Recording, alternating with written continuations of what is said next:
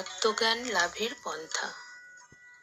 এই বইতে স্বামী প্রভুপাদ শ্রীল বলেছেন, আমাদের সব রকম জড় বিষয় থেকে মুক্ত হতে হবে। জড় জগতের দুঃখ দুর্দশাপূর্ণ অবস্থা থেকে মুক্ত হওয়ার জন্য আমাদের সম্পূর্ণরূপে পারমার্থিক স্তরে অধিষ্ঠিত হতে হবে। লোহা আগুন নয়, কিন্তু আগুনের সংস্পর্শে লোহাও আগুনের মতো উত্তপ্ত হয়ে ওঠে।